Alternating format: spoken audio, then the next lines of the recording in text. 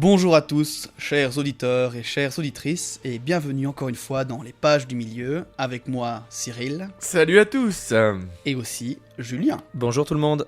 et bon dimanche. Avant de reprendre notre aventure, je vous invite comme à l'accoutumée à noter le podcast, nous suivre sur les réseaux ou en parler autour de vous, ainsi qu'à communiquer avec nous toutes les questions, remarques et réflexions sur l'histoire que vous pourriez avoir. Lançons-nous directement dans ce chapitre 3, l'anneau part vers le sud. La semaine passée, nous avions eu droit à un large récapitulatif des derniers événements lors du Conseil d'Elrond, ainsi que de nombreuses réflexions sur ce que faire de l'unique. Avec beaucoup de courage, Frodon s'était dévoué.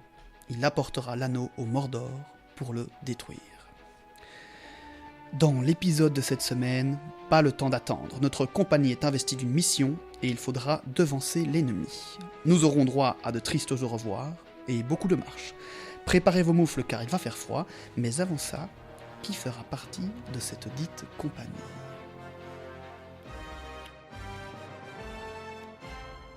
Chapitre 3. L'anneau prend le chemin du sud. Plus tard dans la journée, les hobbits tinrent une réunion privée dans la chambre de Bilbon. Merry et Pipin étaient indignés que Sam soit choisi pour accompagner Frodon. « C'est injuste ! Au lieu de l'expulser pour avoir espionné, voilà qu'Elrond le récompense !»« Le récompenser ?» s'exclama Frodon. « Tu ne penses pas ce que tu dis. Être condamné à partir pour ce voyage désespéré n'a rien d'une récompense. Même moi, j'aspirais plus que tout à me reposer ici le temps nécessaire avant de rentrer chez nous. Mais c'est Sam que nous envions, pas toi. Nous avons déjà affronté tant d'épreuves ensemble. Nous mourrions de honte d'être laissés derrière vous. Nous devrions faire bloc. Et c'est ce que nous ferons. Il faudrait nous attacher dans un sac pour nous renvoyer chez nous. Et puis, vous avez besoin d'une personne intelligente pour mener ce genre de mission, quête, chose.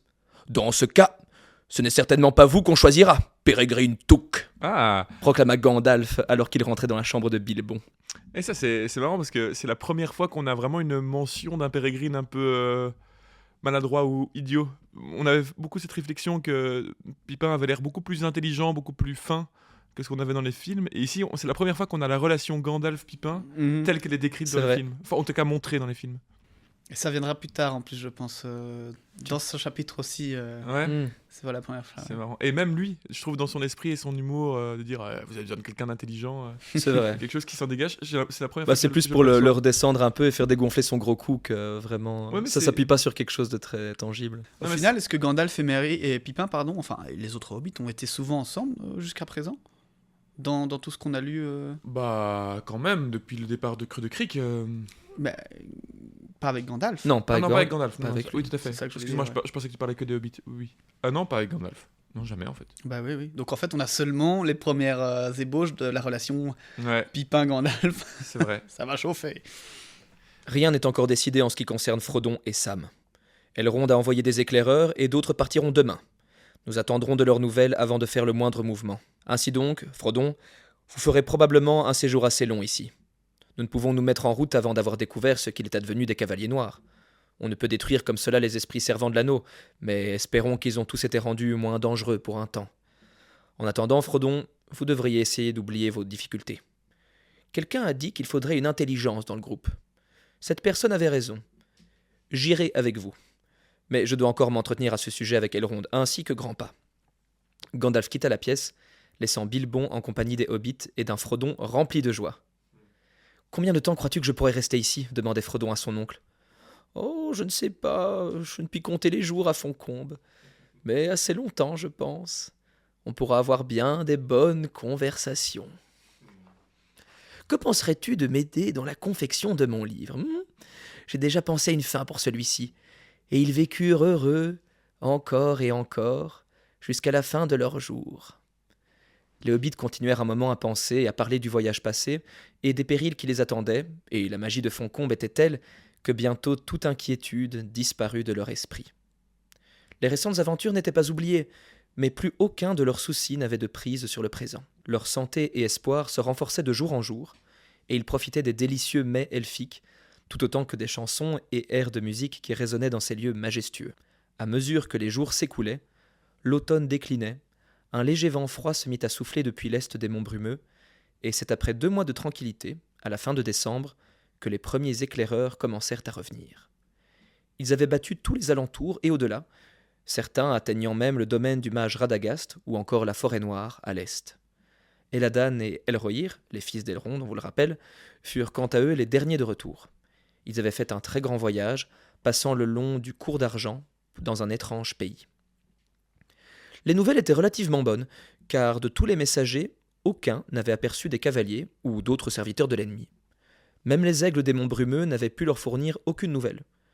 Aucune trace de Gollum non plus.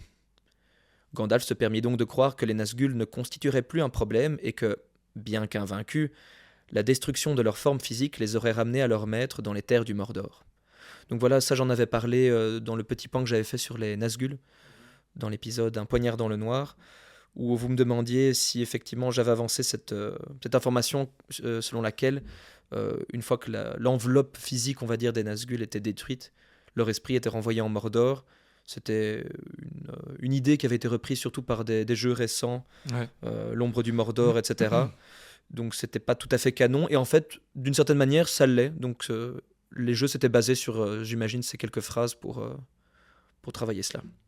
Ouais, et je voulais aussi parler du fait, encore une fois, quelque chose qu'on a tendance à oublier, c'est cette notion du temps qui passe. Il passe beaucoup de temps dans les endroits où il reste. Souvent, on a l'impression que l'aventure, normalement, elle avance assez vite. Ils arrivent et puis ils décident de partir. Et non, à chaque fois, c'est comme avant le départ de la comté. Il se passe plusieurs mois, ils prennent leur temps. C'est quand même, enfin, je trouve ça un peu curieux, finalement, puisqu'il y a quand même urgence. Mais ils ont quand même le luxe de rester plus de 2 mois à Foncombe avec l'anneau qui pourrait... Puisqu'en plus, ils savent que Sauron est au courant, que l'anneau se trouve là.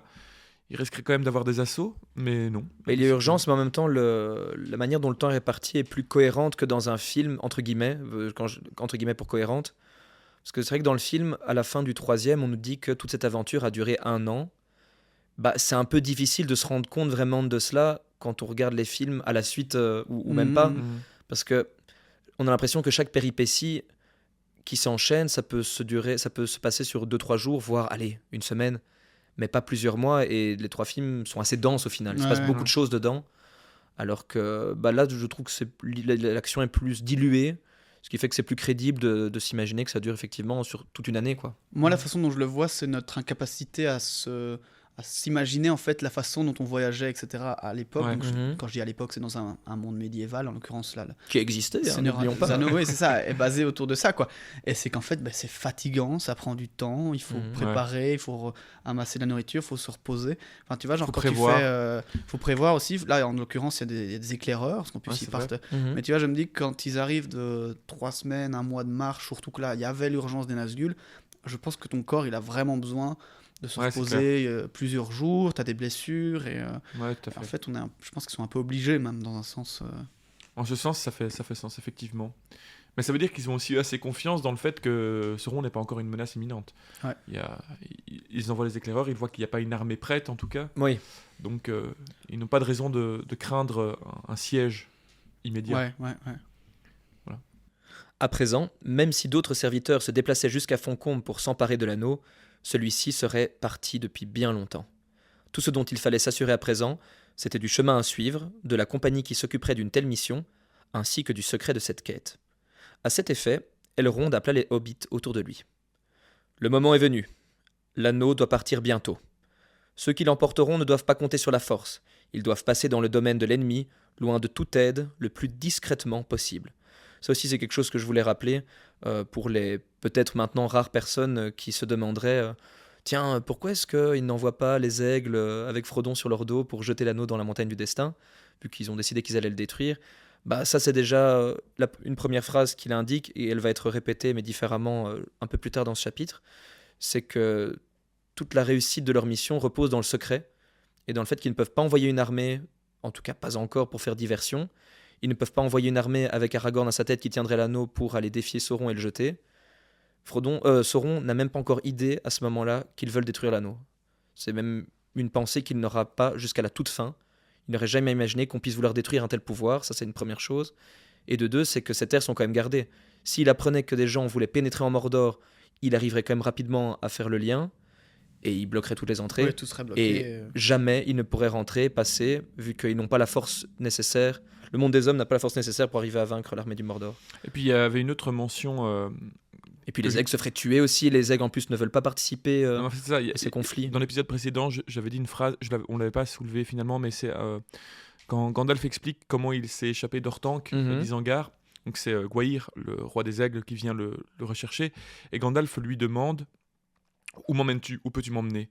Et Gwaihir lui dit « Pas loin, car on m'a envoyé porter des nouvelles et non des fardeaux. » Donc il lui dit ça texto, donc en fait il n'a pas ce rôle. Et il Ils va ont pas une sorte de prendre ce neutralité rôle. à respecter. Comme les Valar en fait. Mais comme on disait aussi va que prendre, chacun avait ses combats, ses guerres de son Exactement. côté, et que chacun aussi perçoit peut-être... Bon, je pense que les aigles détestent les orques, etc. C'est surtout beaucoup plus dit dans les Hobbits, etc. Mais je pense qu'ils ont aussi leur truc à faire. Et, enfin voilà quoi, il y a... Ouais, en tout cas, ils n'ont pas ce rôle de vraiment se mêler à ce point des problèmes des hommes. Ils auraient refusé de toute façon. Ce qui est toujours un peu paradoxal, parce que tu dis oui, mais si Sauron prend le dessus sur la Terre du Milieu, ils vont en pâtir bien après. Mais je pense qu'il faut voir ça sur le moment, comme quoi ils sont en mode, mais moi je dois aller je dois aller donner un message, revenir, faire d'autres choses. Oui, Ouais. et ils doivent quand même remplir leur mission avant de se permettre de faire des quêtes secondaires, on va dire. C'est ça. Oui, mais tu vois, c'est en fait aussi par rapport à ça.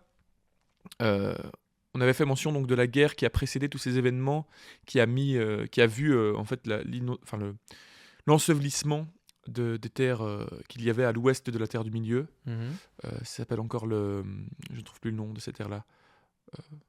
Tu sais, il y avait toutes les terres à l'ouest de la Terre du Milieu. Ah oui, Beleriand, pardon, Beleriand, j'ai phasé... le Beleriand. Oui. Donc en fait, avec toute l'histoire d'Erendil qui est revenue avec justement les aigles et Gwaihir pour vaincre les dragons de Morgoth, et puis c'est cette guerre qui a vu Morgoth être expulsé du monde. Et donc en fait, c'est la dernière guerre qui a vu les Valar se battre aux côtés des elfes et des humains, donc les dieux, complètement des dieux. Et il faut savoir qu'après cette guerre, qui a vu des forces tellement puissantes se déchaîner et qui ont tellement détruit la Terre du Milieu finalement, puisqu'il y a carrément un continent entier qui a été détruit, les Valar ont pris la décision volontaire de se retirer des problèmes des hommes parce que, pour une raison, par le fait qu'ils provoquaient trop de dégâts en s'en mêlant.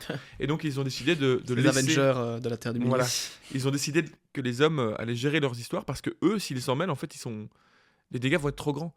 Et donc Gwaihir fait un peu partie... C'est pas un Valar à proprement parler, mais c'est un des dieux... Enfin, c'est une sorte de dieu quand même. Hein. Il est là depuis l'aube des temps, il me semble, quand même. Il a été créé en tout cas par...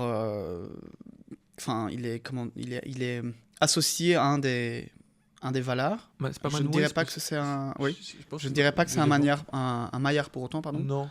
Je pense que c'est une créature, mais c'est comme Shadowfax, Gripwall, c'est un des dieux de cette espèce-là, mais qui est fort probablement là, oui, depuis longtemps. Oui, en tout cas, voilà, donc il y a vraiment cette idée que les dieux ou les puissances qui pourraient peut-être avoir un rôle décisif dedans ont décidé, en fait, précédemment, de se retirer de ces guerres-là, par souci de préserver finalement la Terre. Et on les remercie d'ailleurs grandement. Voilà. Donc c'est pour ça qu'on pourrait se demander pourquoi est-ce qu'il n'y a pas les grands dieux qui descendent, et ben, c'est pour ces raisons-là.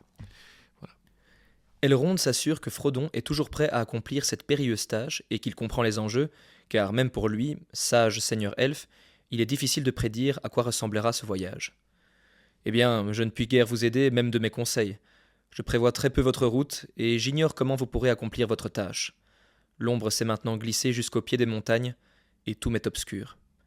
Alors, quand on parle de prévoir, de vision, de la part d'Elrond, c'est pas juste une façon de parler, parce qu'Elrond a vraiment le pouvoir, et en même temps c'est presque une malédiction, de prémonition. Je trouve que le mot est moins juste qu'en français, en anglais, pardon. En anglais, on parle de foresight, donc littéralement traduit, ce serait genre voir en avant. Et donc son pouvoir, c'est vraiment ça. Il consiste en fait à avoir des images du futur, soit avoir des sensations, des brèves images qui lui permettent en fait d'établir après des décisions importantes, mais il ne peut pas savoir exactement ce qui va se passer, et son pouvoir est limité également par l'ombre du Mordor. C'est pour ça que maintenant, son pouvoir s'amenuise. Il ne peut pas voir ce qui se passe dans la tour de Barad-dûr, il ne peut le voir que dans le monde des hommes et les mondes encore libres. Et est-ce que ce pouvoir lui est donné par son anneau, c'est ça hein? Non, son anneau lui donne un autre pouvoir que je vais vous expliquer juste après. Donc c'est un pouvoir inné. Ça, c'est un pouvoir inné, elfique, que possède Elrond. Notons ce pouvoir qu'il n'est pas infaillible, car il aura des visions, par exemple, du fait que si Arwen reste avec Aragorn... Je ne suis pas encore sûr de cela. Je ne me rappelle pas l'avoir lu dans le livre. Qu'une version des films. Je me demande, vu la place qu'Arwen a dans les films par rapport au livre, où elle est beaucoup plus importante dans les films, je me demande si Jackson, en fin connaisseur quand même de ce pouvoir-là, n'en aurait pas un peu joué, parce qu'en plus cinématographiquement c'est très D'accord. intéressant. Oui, Donc j'allais dire qu'il aurait vu un destin possiblement sombre si Arwen restait en Terre du Milieu, si Aragorn venait à perdre la guerre. Et puis en fait... Je m'avancerai pas encore ouais, là-dessus. je ne sais pas si c'est canon ou pas. Par contre, Bon, en alors tout cas, je- dans le livre, ce qui est vraiment certain, c'est qu'on reverra ce pouvoir plus tard, à savoir lorsque Elrond va envoyer la Compagnie Grise à la rencontre d'Aragorn, et lorsqu'il va envoyer Aragorn sur le chemin des morts pour quérir de l'aide, afin de remporter la victoire à Minas Tirith. Et ça rapporte d'ailleurs encore une fois cette notion de vision, Et tu presque crois- tu dis qu'il a prophétique, eu comme une a vu vision, Frodon. à ce moment-là? Bah, c'est des images qu'il a eues. En gros, il voyait ce qui se passait. Il avait des sentiments, il arrivait à capter ce qui se passait. Et du coup, il a pris ses décisions en fonction de ces images-là. Ouais. Ah, Peut-être ok, qu'il a ok, ok. vu le chemin des morts. Il s'est dit, ah voilà, il a fait les liens. Et il s'est dit, il faut envoyer Aragorn là-bas pour En tout cas, il quérir de s'est l'aide. rappelé aussi de prophéties et de choses qui avaient Peut-être été ça dites dans aussi. le passé et qui lui dit d'ailleurs, il dit à la Compagnie Grise de dire à Aragorn, dis-lui de se rappeler de ce que, et je sais plus exactement c'est quoi la phrase, mais de se rappeler ce qu'Isildur avait dit sur les hommes des montagnes ou un truc dans le genre. Qui ne seront libres que lorsqu'ils auront accompli leur serment. Alors dans cette même veine de pouvoir de vision qu'il a, il peut aussi communiquer par la pensée. Donc c'est pas de la télépathie à proprement parler, mais il peut parler, comme on peut le voir dans les films, lorsque la communauté rencontre Galadriel en Lorien. Elle s'adresse à un moment à Frodon Ah oui. par la pensée. Et bah, en gros, Elrond peut faire la même chose. Il peut le faire à des gens qui ont ce pouvoir-là ou à d'autres qui ne l'ont pas mais qui peuvent l'entendre. Et c'est une manière pour lui de converser avec Gandalf notamment, Celeborn et Galadriel. Et ça a beaucoup été utilisé dans les films, surtout les Hobbits. Hein. Il y a Galadriel qui parle à Mithrandir comme ça. Ah oui, quand ils sont à table, juste... Ouais, et ils discutent à plusieurs moments comme ça. Il y a des... mhm. On fait souvent mention de Mithrandir. Mithrandir, c'est Gandalf, pour ceux qui... Il a aussi, Elrond, des grandes capacités de guérison, ce qui lui ont permis de sauver Frodon cette fois-ci. Mais ces capacités, il va également les transmettre à Aragorn. En tout cas, il va lui apprendre, parce qu'Elrond, il a quand même plus de 6000 ans de vie. Donc, il a appris pas mal de choses. Il a étudié, c'est pas juste un pouvoir inné, il a étudié et expérimenté beaucoup avec les différentes guerres qu'il a traversées. Et ces pouvoirs qu'il aura appris à Aragorn vont être utiles à ce dernier à sauver Faramir, Merry et Éowyn du souffle noir du roi des Nazgûl après la bataille de Minas Tirith. Ah ouais, ok. Tu me parlais de l'anneau FX que détient Elrond. Alors cet anneau, il s'appelle Vilya. C'est un des 3 anneaux elfes, c'est l'anneau de l'air. Et cet anneau, ce qu'il lui confère comme pouvoir, c'est qu'il lui permet de protéger Imladris, Foncombe, des ravages du temps et d'être au courant de ce qui se passe aux alentours et au bord de cette terre. Donc là, il a des visions beaucoup plus nettes et précises. Et il détient également l'habilité de commander le fleuve du Brunnen, donc le fleuve sur lequel s'était retrouvé Frodon avec les Nazgûl, et ce qui lui permet de protéger son domaine de l'arrivée des Nazgûl dans ce cas-ci, ou de tout autre intrus. Mais Tolkien ne précise pas cependant s'il s'agit d'un don ou si c'est lié au pouvoir de son anneau, ce qui pourrait être plus logique, vu ses pouvoirs de base.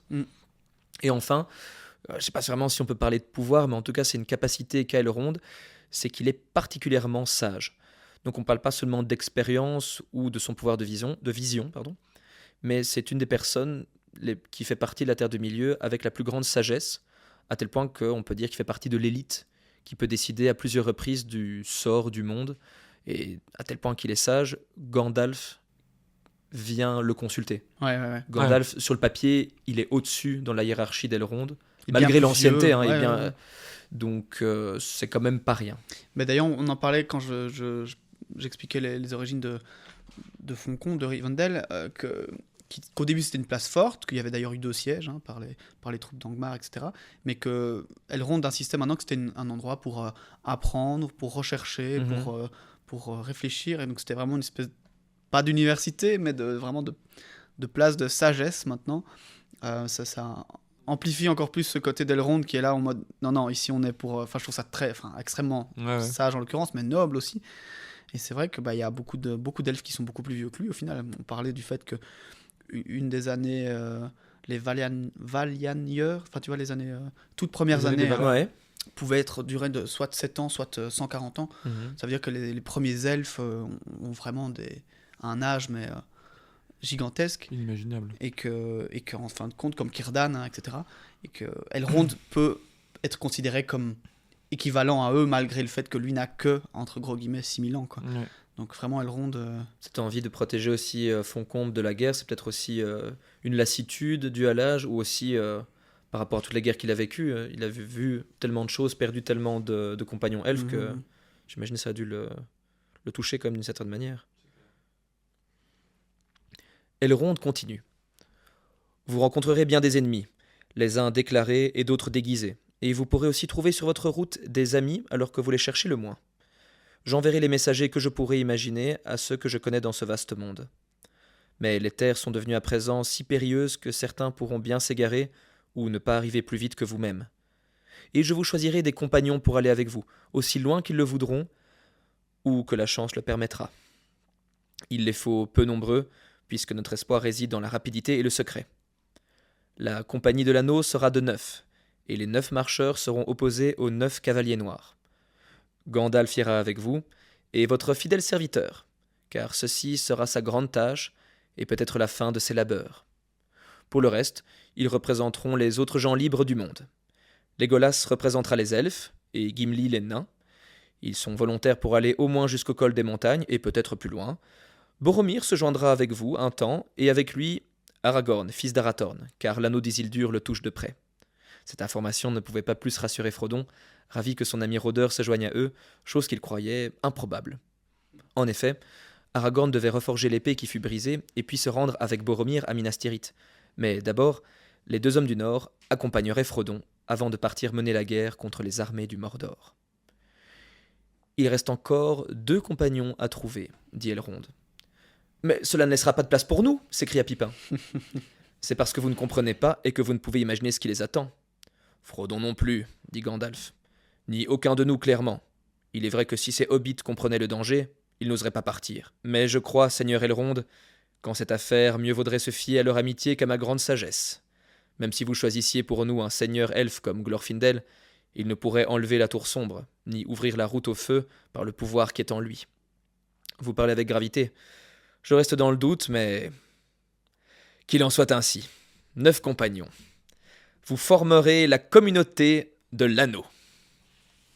Yeah, la voilà. Et là, c'est le moment où on doit changer le disque, normalement. Ouais, exactement. Le deuxième Blu-ray. Exactement. J'ai les images en tête. Mais donc, c'est établi... est-ce que c'est établi que Aragorn allait reprendre le trône à ce moment-là, ou il allait juste oui. à... Son objectif, là, c'était de lancer Il a- la guerre contre Et de le reprendre le Il Mordor. a même Mordor, avoué pendant le conseil. Il a dit qu'il était le temps, quoi. Il a jeté l'épée brisée parce que à partir du moment où on retrouve l'anneau, c'est le moment de... C'est le moment. C'est comme la prophétie, on va dire. C'est le moment où ils doivent clairement, reforger l'épée et aller terminer ce qui avait été il va commencé. vivre en fait tellement de péripéties et au final reprendre le trône bien après avec des détours que connaissant les films et tout, on se dit, voilà quoi, j'ai l'impression qu'à la fin, ils ont fini la guerre, donc maintenant le roi peut revenir, Ouais. tu vois. Alors Ouais, que ouais. là, non, c'est en mode, non, je vais prendre le trône pour mener la guerre. Ouais, et ce qui est C'est aussi génial. intéressant à noter, c'est que Boromir en est conscient, il accepte. Ouais, c'est ça. Ouais, C'est-à-dire, il sait que Il y a moins cet antagonisme Aragorn entre les était- deux. Non, ouais, c'est ça. Aragorn est son roi par légitimité, et du coup, il l'accepte. Mais on reparlera de ça d'ailleurs dans 5 Ouais. petites minutes. La compagnie avait à présent 1 semaine pour se mettre en route. Durant ce temps, chacun d'eux se prépara pour le départ. L'épée d'Elendil fut reforgée par des forgerons elfiques. Elle était brillante, la lumière du soleil y scintillait avec un éclat rouge, et celle de la lune y luisait avec un reflet froid, et le fil en était dur et tranchant. Aragorn lui donna un nouveau nom, Anduril, flamme de l'Ouest. En compagnie de Gandalf, Aragorn s'entretenait sur les routes à suivre, imaginait les dangers à venir, consultait des livres de science qui se trouvaient dans la maison d'Elrond, et Frodon, quant à lui, passait du temps, autant que possible qu'il le pouvait, avec Bilbon, qui lui racontait maintes histoires ou des extraits de son livre à lui, ainsi qu'aux autres hobbits. Le matin du dernier jour, alors qu'il était seul avec son neveu, Bilbon tira de son coffre une épée polie et étincelante qu'il offrit à Frodon. « Ton épée ayant été brisée, j'ai pensé que tu aimerais peut-être avoir ceci, tu sais bien, ma vieille épée d'art. Allez, prends-la si tu veux. Je t'en aurai plus besoin, je pense. Oh, il y a aussi ceci. » Bilbon sortit un petit paquet qui paraissait assez lourd par rapport à son volume. Il déroula plusieurs épaisseurs de vieux drap et souleva une petite cotte de maille. Elle était tissée d'anneaux serrés, presque aussi souples que de la toile, froide comme la glace et plus dure que l'acier. Elle avait l'éclat de l'argent sous la lune et elle était parsemée de gemmes blanches. Elle s'accompagnait d'une ceinture de perles et de cristal. Une belle chose, n'est-ce pas ? C'est une cotte de maille en mithril, aussi légère qu'une plume, mais aussi dure que les écailles d'un dragon. Taurine me l'avait donnée. J'avais emporté ceci ici, tous les souvenirs de mon voyage, sauf l'anneau. Non pas que je pensais m'en servir, sinon pour la regarder de temps à autre. Allez, ôte ta chemise et mets-la par-dessous. Tu as l'air bizarre dedans, mais peu importe. Elle te protégera. Même des poignards des cavaliers noirs, je pense. Mais ne le dis à personne. Ce sera notre secret. Alors une petite note sur le mithril. C'est un métal qui est proche de l'argent dans l'univers de Tolkien, mais bien plus résistant et qui ne se ternit pas. C'est ça qui en fait sa force et sa rareté. Sa principale source d'extraction était la mine de la Moria. Donc au-delà du fait que son utilité n'apparaîtra que prochainement, introduire cet artefact maintenant permet aussi d'établir un lien avec ce lieu qui sera peut-être bientôt visité. Alors c'est un matériau qui a été également utilisé dans la confection des aumes des gardes de la citadelle de Minas Tirith, qui a été utilisé pour l'anneau elfique de Galadriel, ainsi que pour la plume qui a tracé les inscriptions à l'entrée de la Moria ou encore du mont solitaire en Ithildin. Alliée à de l'argent, cette gravure permet de ne refléter que la lueur des étoiles et de la lune. Ok, intéressant. Oui, d'ailleurs, je trouve que les casques qu'on a dans les films sont vraiment très bien faits avec ces aumes, ces espèces de plumes. Et quand j'ai lu quand on arrive avec Gandalf dans Minas Tirith et qu'il est dit que tout ça est en mithril, tu fais genre ah ouais, ok, c'est autre chose. C'est stylé, enfin c'est beau et stylé. Ça a l'air moins toc, on va dire. Ouais, donc clairement, tu sais ah ouais quand même, ok. Mais bon, ce n'est jamais que les mais là, c'est pour les gardes gardes de la c'est pour les gardes de la citadelle, hein, c'est pas tous les clampins pas... qui sont sur les murailles. On va avoir la qui ont des casques c'est pas plus... tous les non. Gondor. Bien sûr. Mais donc aussi, ce que ça implique, c'est qu'il y a eu, c'est que les nains, à une époque, quand il y avait cette extraction de mithril, et peut-être encore assez récemment, ou alors il y a très longtemps, il y avait quand même un commerce et un échange de bons procédés entre elfes, hommes et nains. Donc c'est que encore maintenant, mithril, ça s'est perdu et c'est leur richesse. Ils doivent le vendre pour. C'est vrai, ouais. Pour avoir de l'or. Mais ils peuvent se le vendre entre eux aussi, tu vois. Oui, c'est vrai. Parce que c'est quand même un minerai assez rare qui a causé leur perte. Mais ils l'ont partagé, tu vois, ce savoir-faire. Parce que tu peux même imaginer que c'est eux qui les ont forgés. Les casques, oui, c'est vrai. Potentiellement. Peut-être pas l'anneau de Glorfindel, peut-être pas. Parce que les forgerons, elles, sont quand même très réputés. Mais on peut se dire que les aumes des hommes, ce seraient plutôt les nains qui les auront confectionnés. Encore que. C'est vrai que ça devait dater d'une époque où Numénor avait encore beaucoup de... Enfin, Isildur et son peuple avaient encore beaucoup de choses qui... de prestige de Numénor, mais c'est vrai que... Frodon revêtit la cotte de mithril, enfila sa chemise par-dessus et attacha Dar à sa ceinture. Il avait tout l'air d'un simple hobbit, mais il avait bien plus sur lui qu'il n'apparaissait au dehors. Pour tous ces présents, ces moments passés ensemble, Frodon remercia son oncle qui, ne souhaitant pas que cet instant ressemble à des adieux, lui donna une grande tape dans le dos. « Aïe ! Tu es trop dur à frapper à présent. Avant que tu ne partes, mon cher Frodon, retiens ceci. Les hobbits doivent rester unis, et surtout les saquets. Prends soin de toi le plus possible, rapporte toutes les nouvelles que tu pourras, et toutes les vieilles chansons et les histoires que tu pourras récolter. Je vais faire de mon mieux pour terminer mon livre avant ton retour. J'aimerais écrire le second volume, s'il m'est donné de vivre jusque-là. » Bilbon se tut alors, et se tourna vers la fenêtre, chantant doucement. Assis près du feu, je pense à tout ce que j'ai vu, aux fleurs des prés et aux papillons. Assis près du feu, je pense des étés passés, aux feuilles jaunes et aux filandres des automnes qui furent, avec la brume matinale, le soleil argenté et le vent dans ma chevelure. Assis près du feu, je pense à ce que sera le monde quand reviendra l'hiver, sans printemps que je ne verrai jamais. Car il y a tant de choses encore que je n'ai jamais vues. Dans chaque bois, chaque printemps, il y a un verre différent. Assis près du feu, je pense aux gens d'il y a longtemps et aux gens qui verront un monde que je ne connaîtrai jamais. Mais tout le temps que je suis à penser aux temps qui furent jadis, je guette les pas qui reviendront et les voix à la porte. Le mois de décembre touchait à sa fin. Un léger vent d'est faisait frissonner les arbres à présent dénudés. Des nuages couraient dans le ciel, sombres et bas. Au crépuscule, la compagnie s'apprêtait à prendre la route. Elle devrait voyager aussi souvent que possible sous couvert des ténèbres jusqu'à ce qu'elle fût assez éloignée de Foncombe. Elrond les avertit une ultime fois. Il y a de nombreux espions au service de l'ennemi. Des orques, des hommes, mais aussi des bêtes. Je ne doute pas que la nouvelle de l'échec des cavaliers ne lui soit déjà parvenue, et il sera rempli de colère. Ces espions ne vont pas tarder à être aux aguets dans les terres du Nord. En suivant votre route, vous devrez vous méfier même du ciel. La compagnie emporta peu d'attirail de guerre. Aragorn avait Anduril, aucune autre arme, et il partit vêtu comme un rôdeur dans les terres sauvages. Gimli emportait une imposante hache, Legolas son arc, un stock de flèches dans son carquois et un long poignard blanc. Gandalf tenait son bâton et avait attaché à sa ceinture son épée elfique Glamdring.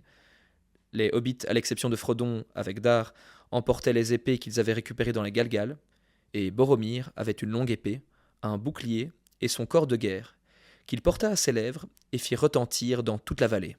« Que tous les ennemis du Gondor s'enfuient !» Cela irrita Elrond qui ne se tint pas de lui faire remarquer. « Vous devrez réfléchir avant de sonner de nouveau ce corps, Boromir, jusqu'au moment où vous serez de nouveau aux frontières de nos terres et de votre terre, et à ce qu'une nécessité implacable vous presse de le sonner. Peut-être, mais j'ai toujours laissé crier mon corps en me mettant en route, et bien qu'après cela nous puissions marcher dans les ténèbres, je ne peux pas partir comme un voleur dans la nuit. » La compagnie était pourvue d'épais et chauds manteaux, tandis que les provisions, couvertures, vêtements de rechange et autres nécessités furent chargés sur le brave poney que les hobbits avaient ramené de Brie. Le séjour à Foncombe avait opéré en lui un étonnant changement. Il avait le poil luisant, et il lui semblait avoir retrouvé toute la vigueur de sa jeunesse. C'était Sam qui avait insisté sur le choix de cette monture pour les accompagner, et il le nommait désormais Bill. Cette bête peut presque parler, et elle n'y manquerait pas si elle restait un peu plus longtemps ici. Elle m'a dit par le regard, aussi clairement que M. Pipin aurait pu l'exprimer en paroles, « Si vous ne me laissez pas aller avec vous, je vous suivrai de mon côté. » Bien que prévu comme porte-charge, Bill était le seul membre de la compagnie à ne montrer aucun signe de dépression. Et désormais, la compagnie, la communauté de l'anneau, était prête à partir. Donc voilà, on avait notre réponse. On s'était posé la question quand le poney partait avec eux. C'est Sam qui a décidé de le nommer Bill, certainement En référence à son ancien à son ancien propriétaire. Son ancien Un peu une petite pique. Et un hommage. Tortionnaire, je dirais même, son ancien tortionnaire. Ouais. Tiens, je me demandais, est-ce que vous pensez pas, quand Elrond parlait à Boromir, qu'il aurait eu le pouvoir de foresight par rapport peut-être. Ouais. Ou alors c'est juste une construction amusante, parce qu'au final, quand il va l'utiliser, certes c'est pour quérir de l'aide, mais c'est aussi... et en même temps, ça cause sa chute. Enfin, voilà. S'il ne le sonne pas, il va se faire submerger, et en même temps, le sonnant, il ne fait que ramener plus d'ennemis à lui. Oui. Mais je dis que faites attention à la prochaine fois que vous allez l'utiliser. Bon, pour ne pas y spoiler. Moi, j'y vois plus plutôt... je crois que les gens connaissent, mais parce que Boromir va réutiliser ce corps plus tard, dans un moment périlleux. Critique. Moi, j'y vois plutôt justement pas un indice, mais une caractérisation de Boromir qui est quelqu'un d'assez fier. En même temps, sa raison est totalement légitime et compréhensible. Sa fierté, il veut représenter son peuple partout où il va. Donc ça se comprend. Il a une certaine noblesse d'âme aussi. Il ne veut pas partir comme un voleur, parce que c'est quand même le fils de l'intendant du Gondor. Mais effectivement, il y a aussi un peu de fierté mal placée dedans et qui peut lui jouer des tours. C'est vraiment tous les orques de la vallée là. Mais surtout qu'il les amène à Foncombe, tu vois, en faisant ça. Ouais. Donc c'est pas très malin. Il me fallait te parler parce que ça me faisait vraiment penser que probablement Elrond a vu vu les possibilités de ce qui pouvait arriver à certaines personnes. Peut-être. Mais je pensais vraiment plus au final. Mon vrai sentiment, c'est Elrond qui est un peu en mode le sage, un peu vieux. Oula, toi et ton corps. Tais-toi, Boromir, silence, please. s'il te plaît. Où est mon paracétamol 1 gramme? On vient de parler de discrétion et toi, boum. Ça fait remonter mes migraines. Là.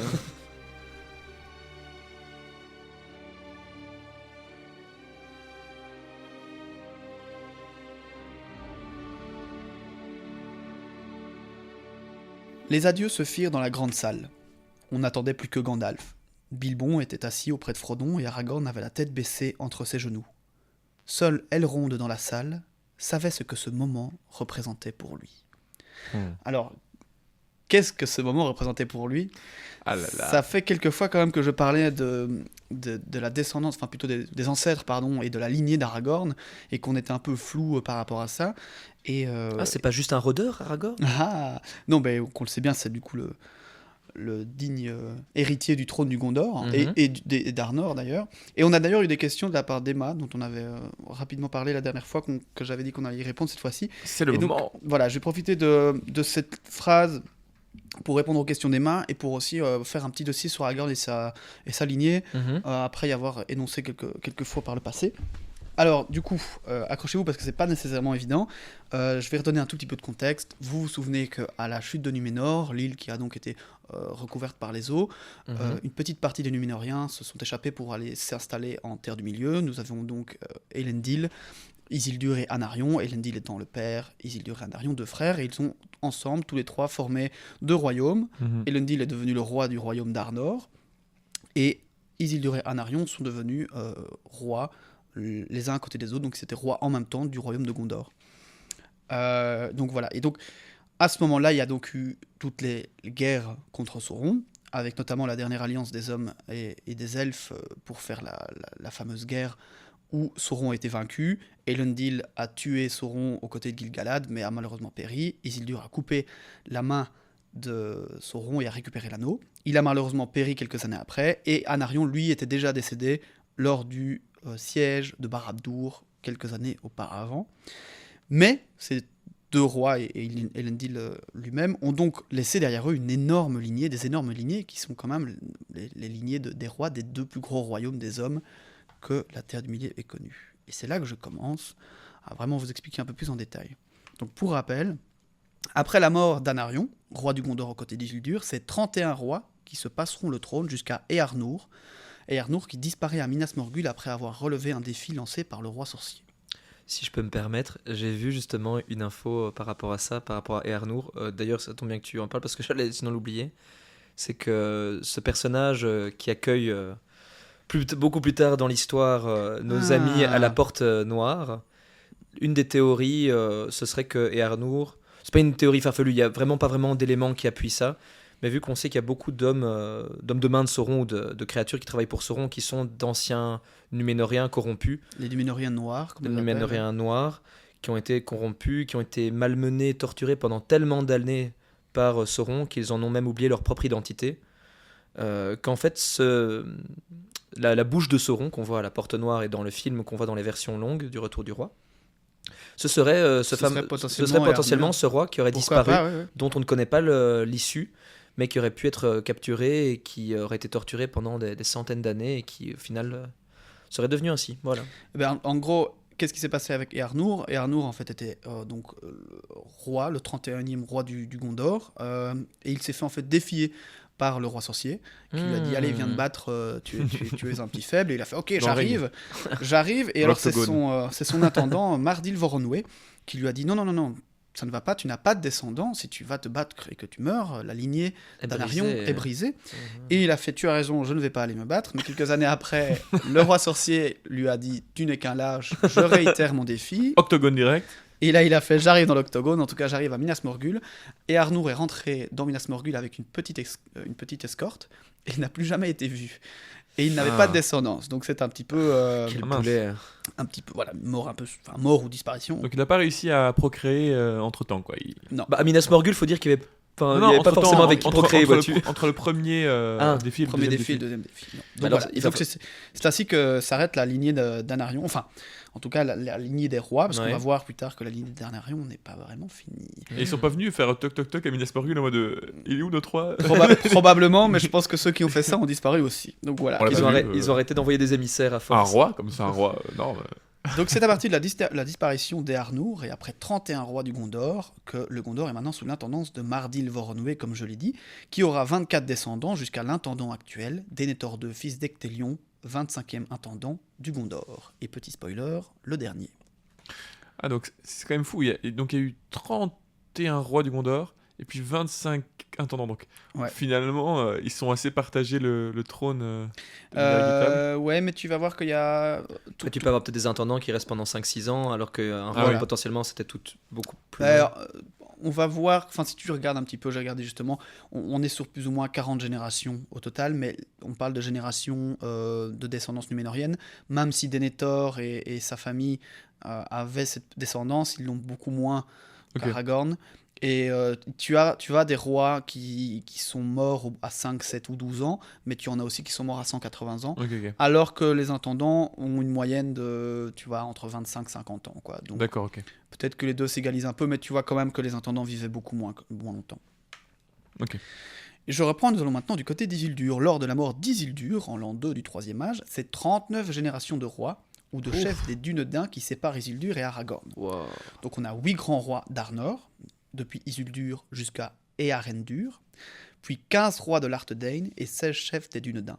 Alors, vous vous souvenez qu'on avait parlé justement du Mont Venteux et d'Amon-Sul, et qu'en fait, après Earendur a eu 3 fils, et qui se sont toujours combattus pour savoir qui pouvait avoir Amon-Sul, le Mont Venteux, et que du coup, le royaume d'Arnor s'est divisé en 3,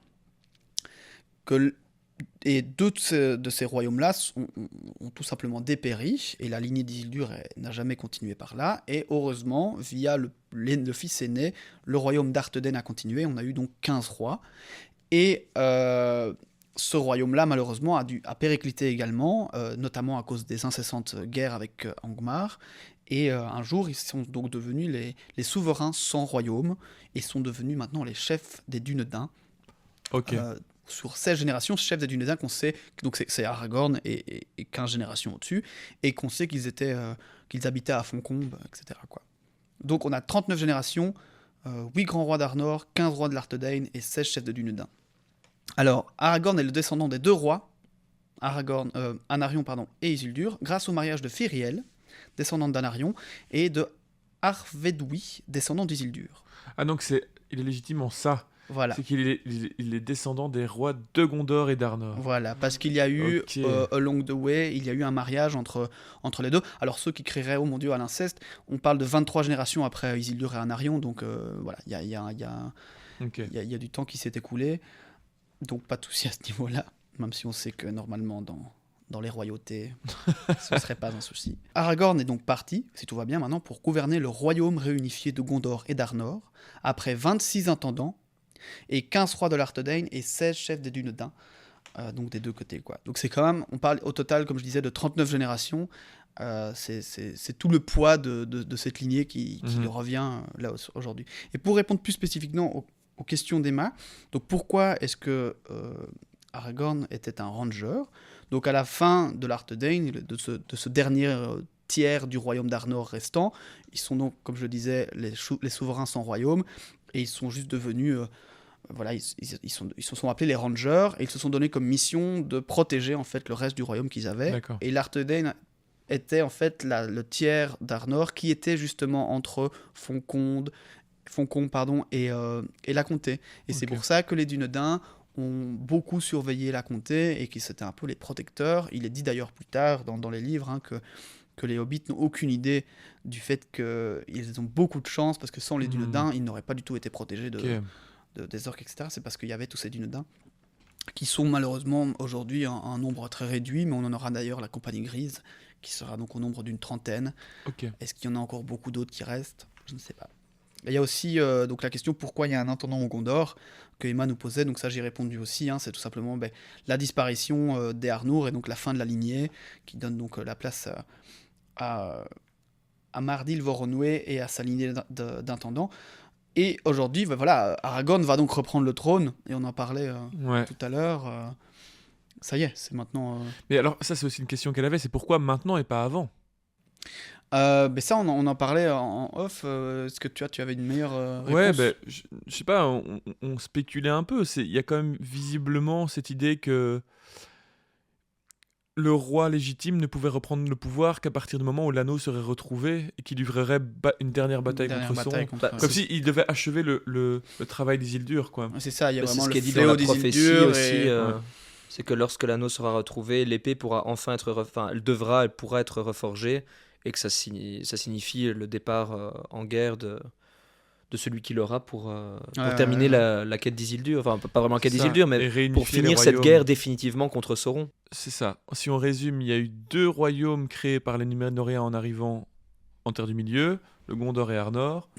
Le Gondor a périclité, enfin en tout cas est resté en place, mais l'héritier légitime du Gondor, il n'y en a pas eu, puisque le roi a disparu à Minas Ouais, là, c'est Morgul. ça, la lignée, après 31 ans, la lignée s'est Voilà, c'est ça. effondrée. Donc il n'y a plus que des intendants. Et à Arnor, du coup, il y a eu 3 royaumes qui sont créés parce qu'il y a 3 fils qui se sont disputés le territoire. Il y en a 2 qui ont disparu et le dernier a tellement diminué que ce sont devenus des rangers. C'est ça, voilà. Et Et Aragorn avant est ça, on a l'héritier. quand même eu, oui, roi d'Arnor, le C'est fameux ça. mec qui a quand même très vite périclité. Donc, oui, on est Incroyable. encore quand Incroyable. même dans une histoire. Voilà, c'est plus l'âge d'or, Ouais. c'est voilà, la fin de l'âge d'or, enfin, c'est la périclitation de ce qu'il y avait, quoi. Et on est. Ouais, c'est ça. Et donc Aragorn est la figure qui est héritière légitime des 2 territoires. Ça, c'est stylé. de Ouais, ouf. et il est quand même. Parce que regardez une carte de la Terre du Milieu, hein, quand on regarde le royaume d'Arnor et de Gondor, ça prend quand même Tout. quasiment tout. C'est autre chose que cul-de-sac. Oui, c'est ça. Bon, peut-être, tu vois, t'as pas les Havres, t'as pas le Lorien et tout, hein, le Lorien et compagnie, mais ça prend quand même une énorme part. Donc, Aragorn reprend quand même les rênes, pardon, d'un royaume gigantesque. Incroyable. Sam sut curer les dents à côté du poney. Oh, Bill, mon gars, dit-il, t'aurais mieux fait de pas venir avec nous. T'aurais pu rester ici à becqueter du bon foin jusqu'au moment des nouvelles pousses. Bill remua la queue et ne dit rien. Mentalement, Sam passa en revue le contenu de son sac pour s'assurer de ne rien avoir oublié. Son grand trésor était sa batterie de cuisine et son petit pot de sel qu'il remplissait dès qu'il en avait l'occasion. Il avait également diverses petites choses appartenant à son maître que Frodon avait oubliées, qu'il brandira fièrement en temps voulu. De la corde, marmonna-t-il. Ah, j'ai pas de corde. Et pas plus qu'hier soir, tu disais Sam, il faudrait pas un bout de corde. Tu vas le regretter si t'en as pas. Eh bien, je le regretterai. C'est trop tard pour aller en chercher maintenant. S'ensuit alors les dernières paroles d'Elrond. Le porteur de l'anneau entreprend la quête de la montagne du destin. Lui seul se voit imposer une charge. Celle de ne point jeter l'anneau, de ne le livrer à aucun serviteur de l'ennemi, et de ne même laisser quiconque le toucher, hormis les membres de la compagnie et du conseil, et ce, seulement en cas de grave nécessité. Les autres l'accompagneront en toute liberté, afin de l'épauler en chemin. Vous pourrez vous attarder, revenir ou prendre d'autres routes au gré du hasard. Plus vous irez loin, plus il vous sera difficile de battre en retraite. Mais nul serment ou obligation ne vous est imposé qui vous forcerait à aller plus loin que vous ne le souhaitiez. Car l'étendue de votre courage ne vous est pas encore connue, et vous ne pouvez prévoir ce que chacun rencontrera sur la route. Bon, bonne chance, bégaya Bilbon, grelottant de froid. J'imagine que tu ne pourras pas tenir un journal, Frodon, mon garçon, mais j'attends un récit complet quand tu reviendras. Et ne pars pas trop longtemps. Adieu. Oh. Beaucoup de gens de la maison d'Elrond étaient là pour leur dire au revoir, mais il n'y avait ni chanson ni musique, et ils disparurent dans la nuit. C'est triste hein, quand même. Enfin, moi, je m'imagine à la place de Bilbon.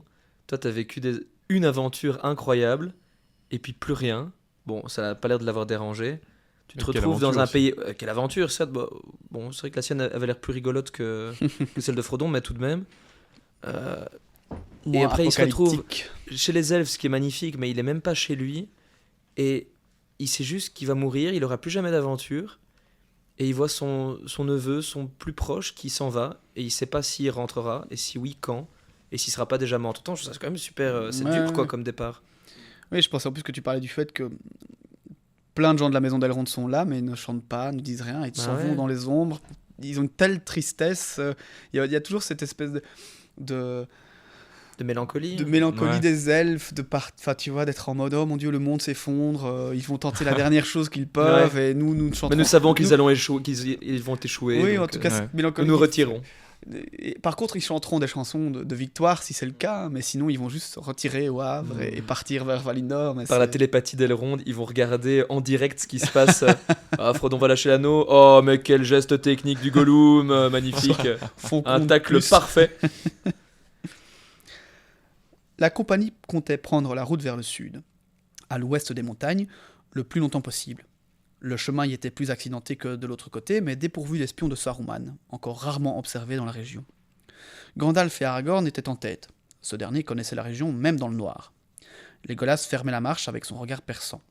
Ils marchèrent pendant des jours, combattant le vent. Cela faisait maintenant 15 jours qu'ils marchaient paisiblement, et en face se dressaient de grands cols qui semblaient leur barrer la route. Gandalf scruta l'horizon et commenta. « Nous avons fait bonne route, dit-il. Nous voici aux frontières du pays que les hommes appelaient la Houssière. De nombreux elfes vivaient ici. en des jours plus heureux, du temps où il portait le nom d'Eregion. Nous avons parcouru 45 lieues à vol d'oiseau, bien que nos pieds aient marché de longs milles supplémentaires. Le pays et le temps seront maintenant plus doux, mais peut-être d'autant plus dangereux. Pipin nota que les montagnes étaient maintenant face à eux, et qu'ils avaient dû dévier. Non, dit Gandalf. C'est simplement que la vue est meilleure par temps dégagé. Au-delà de ces cimes, la chaîne s'incurve en direction du sud-ouest. Il y a bien des cartes dans la maison d'Elrond, mais je suppose qu'il ne vous est jamais venu à l'idée de les consulter. Boum. Si, quelquefois, répondit Pipin, mais j'en ai pas commence. gardé le moindre souvenir. Frodon est plus doué pour ce genre de choses. Ça commence bien entre eux. Ouais, c'est ça que je disais. Hein, ouais. Donc, dès qu'on a Pipin et Gandalf ensemble, Pipin en prend pour son grade. Alors que jusqu'ici, t'es si gentil. Que me vaudrait une carte, dit Gimli. Voilà le pays où nos pères ont œuvré au temps jadis, et l'image de ces monts est gravée dans nombre de nos ouvrages de pierre et de métal. Une seule fois je les ai vus, au loin, de ma vie éveillée, et je connais leur nom, car sous eux se trouve Khazad-dûm, la creusée des nains, que l'on nomme aujourd'hui le gouffre noir, Moria en langue elfique. Là-bas se dresse Barrazimbar, corne rouge, le cruel Caradhras, et derrière lui, le pic d'argent et la tête nuageuse Kelebdil, et le blanc de Fanuindol le gris, que nous appelons Zirak-Zigil et Budunstatur. À tes souhaits. Faut y aller, merci, faut y aller pour suivre sur les noms. Hein. Mais je voulais garder ça aussi, je me dis, Ah oui. c'est tellement beau, Ah, c'est tout important. ce qui a été créé, chaque sûr. col a son nom, chaque vallée. Et les nains parce le que pas connaissent ça. en plus. C'est même pas Ouais. chaque col a son nom, chaque col a 3 noms en langue Ouais. elfique, en langue humaine, en langue naine. Ouais, c'est ouf. Hein. Là, les montagnes de brume se divisent, et entre leurs deux bras se trouve la vallée ombreuse que nous ne pouvons oublier, le Val de Ruisselombre, que les elfes nomment Nanduirion. C'est au Val de Ruisselombre que nous nous rendons, dit Gandalf. Si nous franchissons ce col qui a pour nom la porte de Corne Rouge, sous l'autre versant du Caradhras, nous redescendrons par l'escalier de Ruisselombre dans la vallée des Nains. Là se trouve le lac de Miralonde, où de source glaciale naît la rivière argentine, le Celebrant. Ils devront ensuite rejoindre le grand fleuve, mais il est trop tôt pour penser à la suite. Pour le moment, ils s'arrêtent ici pour la nuit. Legolas parla alors des elfes qui habitaient la région auparavant. Les elfes de ce pays étaient d'un peuple qui nous est étranger, à nous du peuple sylvain, et les arbres et l'herbe n'en gardent plus souvenir. Mais j'entends les pierres pleurer leur absence. Loin, ils nous ont creusés, joliment nous ont travaillés, haut nous ont édifiés, mais ils sont partis. Ils sont partis, ils ont gagné les havres il y a longtemps. Ils allumèrent un feu et mangèrent. Ce moment fut le premier agréable depuis longtemps. Seul Aragorn semblait agité. Il s'éloigna et tendit l'oreille. Il trouve bizarre de n'entendre aucun son, ni même celui des oiseaux. Gandalf prit grande note des mises en garde d'Aragorn. Si vous avez un ranger avec vous, autant écouter ce qu'il a à dire. Sam avait le premier quart pour le tour de garde, mais Aragorn l'accompagna. Au bout d'un instant, le hobbit crut apercevoir un nuage étrange, mais il n'en fut rien. C'était en fait une large nuée d'oiseaux noirs. Aragorn attrapa Sam et ils se cachèrent. Ils ne sont pas indigènes à ce pays. Ce sont des crébins de Fangorn et de Dunland. La houssière est surveillée. La porte de Corne Rouge le sera aussi. Impossible d'y passer sans être vu d'après Gandalf. Mais ils y penseront au moment venu. D'ici là, plus de feu. Ah, mais quel ennui, quelle plaie, s'écria Pipin. La nouvelle, pas de feu et une nouvelle marche de nuit venait de lui être annoncée dès son réveil en fin d'après-midi. Tout ça à cause d'une volée de corbeaux. Oh, j'espérais un vrai bon repas ce soir. Un petit quelque chose de chaud, quoi. Eh bien, continuez à espérer, dit Gandalf. Peut-être aurez-vous droit à des festins inattendus. J'aimerais bien, quant à moi, fumer une pipe en tout confort et me réchauffer un peu les pieds. En tout cas, nous sommes au moins sûrs d'une chose. Il fera plus chaud à mesure que nous descendons au sud. Trop chaud, je gage, marmonna Sam à l'intention de Frodon. Mais je commence à penser qu'il serait temps d'entrevoir cette montagne du feu et la fin de la route, si vous voyez ce que je veux dire. J'ai cru au début que cette montagne-là, cette corne rouge, je ne sais pas trop, c'était celle qu'on cherchait, avant que Gimli nous fasse son discours. De quoi vous débattez la mâchoire, hein? Cette langue naine, on dirait bien. Ouais, Sam, il pensait que ça prenait une semaine en fait leur voyage. 2 semaines pour être exact. Ouais. Il Il n'est pas au bout de ses peines, le pauvre. Ouais, non, ouais. ce c'est n'est que le clair. début. Parce que oui, Sam, la montagne rouge qui fume et qui est un volcan, en fait, tu vas devoir la monter avec... Tu vas être dedans, en fait. Tu vas être dedans déjà, et d'abord tu vois tu vas devoir la monter avec un hobbit qui se trouvait de Frodon sur ton dos, et tu vas lui donner tes dernières gouttes qu'il n'y aura plus assez pour le retour, et Frodon il va en mettre la moitié à côté. Donc Ouais, voilà, c'est profite ce qui bien. va se passer, ça. Le Ah. pauvre. Si seulement il savait. Il serait pas resté, il serait Ouais. parti. Toute la journée, ils restèrent cachés, alors que les oiseaux repassaient régulièrement, avant de reprendre la route au crépuscule. Alors qu'ils marchaient sur la pâle lueur de la lune, Frodon aperçut une ombre éphémère. Il demanda à Gandalf s'il avait vu quelque chose, ce à quoi il répondit que c'était sûrement un nuage. Il y en a beaucoup des nuages dans la Ouais. région, visiblement. Oh rien, c'est qu'un petit nuage qui avance vachement vite, et contre le vent. Ben, ce à quoi Aragorn répond d'ailleurs. Il allait bien vite alors, murmura Ah, Aragorn. désolé. Génial. Et contre le vent.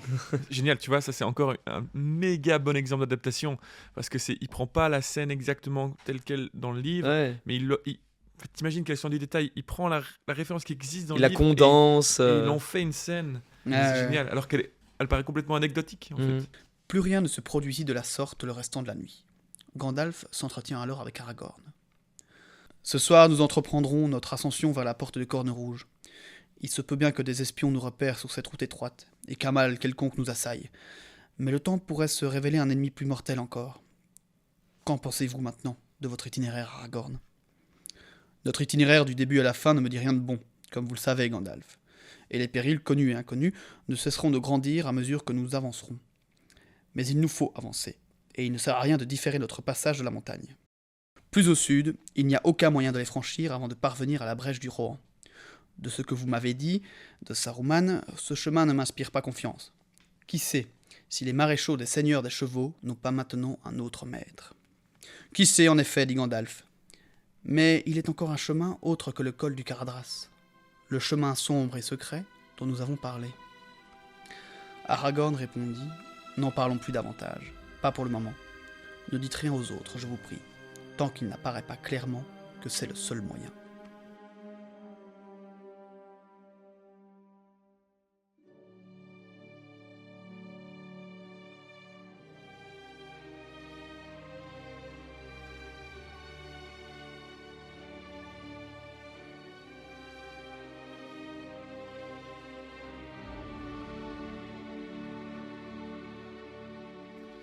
En fin d'après-midi, alors que les autres terminaient leur petit déjeuner, j'aime bien cette phrase, c'est vraiment la phrase littérale du film, hein, mais en fin d'après-midi, alors que les autres terminaient leur petit déjeuner, je trouve ça très curieux, mais c'est vraiment la phrase du livre, voilà, c'est curieux, mais c'est comme ça.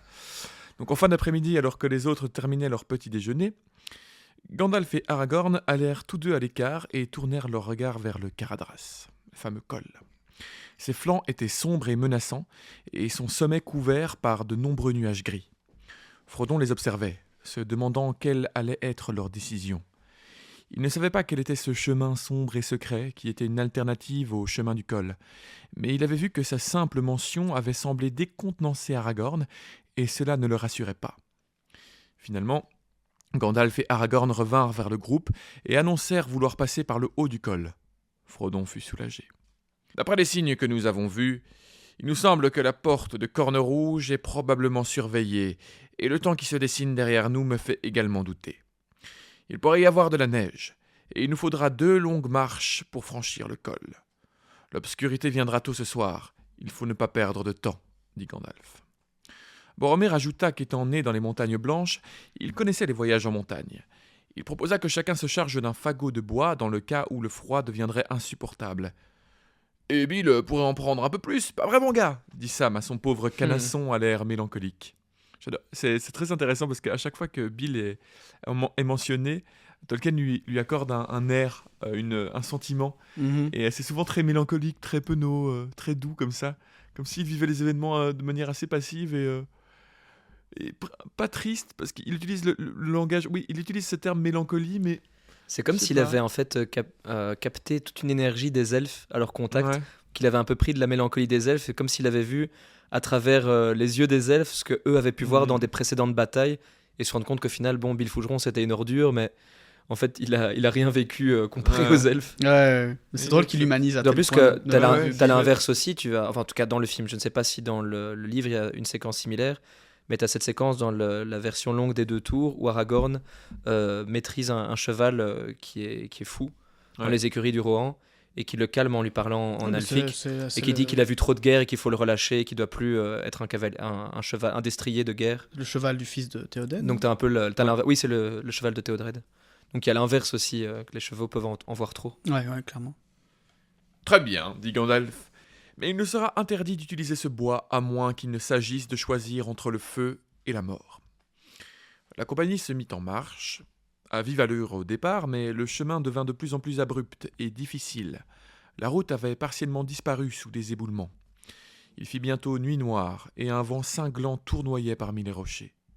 À minuit, ils étaient parvenus aux genoux des imposantes montagnes. Le chemin ne fut bientôt plus qu'un serpentin à la gauche duquel se dressaient les montagnes et à la droite s'ouvrait un gouffre de ténèbres. Ils gravirent un raidillon avec peine et s'arrêtèrent un instant au-dessus. Frodon sentit alors un toucher délicat sur sa joue. Il tendit le bras et vit une multitude de flocons de neige se poser sur sa manche. Ils continuèrent et bientôt la neige brouilla la vue et tourbillonnait dans la vue de Frodon. Il voyait avec peine les silhouettes de Gandalf et d'Aragorn marcher devant lui. « Oh, j'aime pas ça du tout !» grommela Sam derrière lui. « La neige, ça va toujours quand on se lève par un beau matin, mais j'aime être au lit quand elle tombe. Elle devrait aller faire un tour du côté de Hobbitbourg, ça plairait peut-être aux gens de là-bas. » Gandalf s'arrêta. Sa capuche était remplie de neige et il s'enfonçait déjà jusqu'aux chevilles. « C'est ce que je craignais, dit-il en s'adressant à Aragorn. Qu'en dites-vous ? C'est ce que je craignais aussi. Mais c'est la moindre de mes craintes. Je savais qu'il risquerait de neiger, mais pas aussi loin dans le sud. Nous sommes encore trop bas, où les chemins sont normalement dégagés tout l'hiver. Je me demande si c'est une machination de l'ennemi, dit Boromir. Dans mon pays, on dit qu'il peut régir les tempêtes des montagnes de l'ombre qui marquent la frontière du Mordor. Ah, intéressant. Il a d'étranges pouvoirs et de nombreux alliés. Son bras s'est allongé, s'il peut faire descendre les neiges du nord, ici à 300 lieues de distance, réagit Gimli. Son bras s'est allongé, conclut Gandalf. Tandis qu'il faisait halte, le vent tomba et la neige diminua au point de cesser presque complètement. Ils repartirent d'un pas lourd, mais ils n'avaient pas encore parcouru plus d'1 furlong que la tempête reprit de plus belle. Le vent se mit à siffler et la neige se changea en blizzard aveuglant. Bientôt, même Boromir trouva difficile de continuer. Les hobbits, presque pliés en deux, clopinaient derrière les plus grands, mais il était évident qu'ils ne pourraient pas aller beaucoup plus loin si la neige ne s'apaisait pas. Frodon se sentait des jambes de plomb. Pipin était à la traîne. Même Gimli, aussi solide qu'un nain pouvait l'être, grommelait en traînant les pieds. La compagnie s'arrêta soudain d'un commun accord, comme si une décision avait été prise sans qu'un seul mot ne soit prononcé. Dans les ténèbres environnantes, on entendait des bruits sinistres. On aurait dit des cris stridents et d'affreux hurlements de rire. Des pierres se mirent à rouler au flanc de la montagne, sifflant au-dessus de leur tête ou s'écrasant tout près d'eux, dans les sentiers. « Nous ne pouvons continuer cette nuit, dit Boromir. Croira qui voudra que le vent est à l'œuvre, il y a dans l'air des voix terribles, et ces pierres nous sont destinées. » Aragorn s'opposa à cette affirmation. Il y a dans le monde beaucoup de choses hostiles et malfaisantes qui ne portent pas dans leur cœur tous ceux qui vont sur 2 jambes. Pourtant, elles ne sont pas les alliés de Sauron, mais suivent leurs propres desseins. Certains sont dans ce monde depuis plus longtemps que lui. Le Caradhras était surnommé le Cruel, bien avant la venue de Sauron, rajouta Gimli. Il n'importe qui est notre ennemi, s'exclama alors Gandalf. Nous ne pouvons repousser son assaut. Nous pouvons soit nous arrêter ici, soit faire demi-tour. Continuer nous est impossible pour l'instant. Un peu plus haut, le sentier s'éloigne de la paroi et nous serons alors à découvert. Et il ne sert à rien de faire demi-tour, rajouta Aragorn. Nous n'avons passé aucun endroit en montant qui ne soit plus abrité qu'ici, sous cette paroi. Abrité, marmonna Sam. Autant dire qu'un mur et pas de toiture font une maison. C'est intéressant cette discussion qu'ils ont à cet endroit-là sur l'origine du mal qui les apitoie, parce qu'on a souvent cette croyance directe que c'est donc forcément Saruman. C'est encore une fois véhiculé par les films, parce qu'on voit Saruman qui leur envoie un sort, mais ici ils ont l'air de dire le contraire. Alors je ne sais pas ce qui se vérifiera plus tard, mais visiblement on le colle à sa propre personnalité, et comme si il décide de qui peut ou non passer. Oui, ça peut être soit lié avec un marché entre guillemets avec Sauron, soit par des forces qui sont plus indicibles, ou alors ça peut être encore, on peut faire cette analogie avec cette péripétie dans le Hobbit, des montagnes qui se battent. Là, c'est pas forcément 2 géants de pierre qui se battent, mais ça fait un écho en tout cas à cette Ouais, séquence. et c'est pas loin normalement. Enfin, Et que la montagne vit littéralement. Ouais. Et c'est ça. Et C'est puis, la vouloir même se chaîne de protéger. montagne. Hein, donc, Tout à fait. Ouais. Et puis ce que dit Aragorn, qui est intéressant, il y a dans ce monde des forces qui sont malfaisantes par nature, bien avant l'arrivée de Sauron, qui sont donc. Et ce qui fait encore une fois presque du teasing, du foreshadowing de ce qu'on découvrira dans les profondeurs de la Moria. Oui, mais là, elles sont un peu liées à Sauron d'une certaine Bon, elles manière. sont En plus tout cas, à anciennes, non. Morgoth. Oui, bah voilà, mais Bah, elles sont oui, plus anciennes que Morgoth, Sauron. oui, oui. Mais du coup, Elles il y a quand même un sont, lien assez évident. Oui. Mais Ouais, ici, c'est vraiment la magie imprégnante au monde qui peut Mhm. parfois se révéler. Et du assez coup, hostile. toi, tu dis que c'est une magie qui n'a pas de lien avec Morgoth. Donc, ce serait un peu comme les bêtes qu'il y a dans le fond de la Moria. Peut-être, ouais. Oui, parce que c'est vrai, en fait, c'est ça, plus que les Balrogs, il y a des bêtes apparemment, des créatures au fond de la Moria, mais qui sont plus encore, anciennes ouais. que tout, hein, Ouais, ouais. Ouais, visiblement, voilà, il y a des. et qui ne vaudraient mieux pas Est-ce qu'il y réveiller. aurait du mal dans la Terre du Milieu en dehors de Sauron et Morgoth, qui n'émanerait pas de Morgoth? C'est peut-être Morgoth qui les a finalement insufflés parce que de par Ouais, sa, dans sa- sa dissonance, Ouais. Sa c'est dissonance. possible, mais en tout cas, ils ne sont pas vraiment ses alliés directs. La compagnie se blottit alors au plus près de la paroi, mais des rafales tourbillonnantes les encerclaient de toutes parts, et la neige continuait de pleuvoir en nuages toujours plus épais. Ils se ramassèrent les uns contre les autres, adossés contre la pierre. Bill le poney se tenait devant les hobbits d'un air patient, mais abattu. Et les protégeait un peu. Mais la neige dépassa bientôt ses jarrets, et elle continua de s'amonceler. Sans leurs compagnons plus grands, les hobbits n'auraient pas tardé à être complètement ensevelis. Frodon fut pris d'une grande somnolence. Il se sentit sombrer rapidement dans un rêve vaporeux et chaud. Quand il se sentit secoué, il revint péniblement de cette léthargie. Boromir l'avait soulevé de terre et extirpé d'un nid de neige. « Ce sera la mort des semi-hommes, Gandalf !» dit Boromir. « Nous ne pouvons rester ici !» Gandalf sortit alors une flasque de cuivre de ses bagages et donna une gorgée à chacun de son contenu. « C'est du murivore, une boisson très précieuse, expliqua-t-il. Elrond me l'a donnée quand nous nous sommes séparés. » Aussitôt qu'il eut avalé un peu de cette chaude liqueur odorante, Frodon sentit son courage renouvelé et ses membres sortir de leur profond engourdissement. On appelle ça dans certains pays de la vodka. Les autres en furent aussi ragaillardis, retrouvant espoir et vigueur, mais la neige, elle, ne faiblit pas. Ces tourbillons se firent plus épais que jamais et le vent souffla encore plus fort. Boromir proposa alors de faire un feu, mais les conditions étaient telles que même pour un elfe ou un nain, il était impossible d'allumer la moindre brindille. Enfin, Gandalf consentit alors, malgré lui, à les aider. Ça, c'est intéressant. Il peut pas trop intervenir avec c'est sa ça. magie. Hein. Il y a la première fois, je trouve qu'on a cette idée que Gandalf n'a pas la totale liberté d'intervenir avec tous ses pouvoirs. Ouais, Il doit laisser les hommes se démerder. se démerder un petit peu. Et donc il est un peu contraire au départ à leur aider à allumer ce feu. Il le fait finalement. Mais il y a aussi une autre raison. Parce que s'il ne fait pas, ils vont mourir en plus. Exactement. Et donc Et- sa mission ne pourra pas Oui, aboutir. mais il y a aussi une autre raison, c'est qu'il a peur que ça alerte les ennemis environnants. Ah, Mais il se ouais. décide quand même En même de temps le faire. C'est aussi quel ennemi se retrouverait dans cette Mais montagne. justement, et du coup, il dit à ce moment-là, donc il consentit alors malgré lui à les aider. Il souleva un fagot et prononça Naur Endres Amen. Le fagot prit aussitôt feu. S'il y en a qui regardent, ils savent au moins que je suis là. J'ai écrit Gandalf est ici, en langage que tous peuvent lire. Le Foncon Bobauche de l'Anduin. C'est évidemment ironique, hein. Ouais. Je pense qu'il n'a pas écrit littéralement, mais c'est en mode avec ce que je viens de faire, c'est comme si j'avais écrit. Oui, bien sûr, bien j'étais sûr. là. C'est que- Bon, en tout cas, si Saruman ou une autre puissance Voilà. identique allait vérifier, il saurait que c'est l'œuvre de Gandalf. Et Et du si coup, tu ça- n'arrives pas à identifier qui sont les gens qui marchent là, tu vois, Ouais. et que tu vois tout d'un coup un gars qui fait grosse tu flamme sais et que qui c'est- allume, ouais. à mon avis, ils se disent il y a quelqu'un qui a des pouvoirs là-dedans. quoi. Encore, ça rajoute encore une dimension sur le pourquoi il n'utilise pas plus ses pouvoirs. C'est qu'effectivement, il a ce côté, il est limité parce qu'il ne peut pas intervenir partout. Mhm. Mais en même temps, il a aussi ce truc de. Il veut rester discret. Oui, si quelqu'un identifie un magicien, il n'y en a pas 20. Ouais. En Terre du Milieu, avec 8 autres compagnons, dont plusieurs hobbits, il suffit que ça arrive aux oreilles de Saruman, ou voire même de Sauron, et ils vont directement capter ce qui se clair. passe. Et je me demande vraiment qui aurait, Surtout Saruman, en fait. qui en Terre du Milieu, qui d'autre aurait, à part les Istari, aurait des pouvoirs qui pourraient s'apparenter. Il y a quand même visiblement des ça. gens qui étudient les arcanes assez noirs. On avait cette mention Ouais. dans. Quand ils étaient à Brie, Quand ils étaient à Brie et qui parlaient des gens un peu bizarres qui... mais pas de manière aussi le roi puissante que sorcier, Gandalf. le roi Ouais. sorcier qui est un magicien, tu vois, genre qui n'est Oui, pour oui. autant pas nécessairement un maillard ou quoi. Donc, est-ce qu'il y a des personnages ou est-ce qu'il aurait la Les elfes, hein. Les elfes, Les elfes, qui ont une ouais, forme ouais. de magie aussi, tout à fait.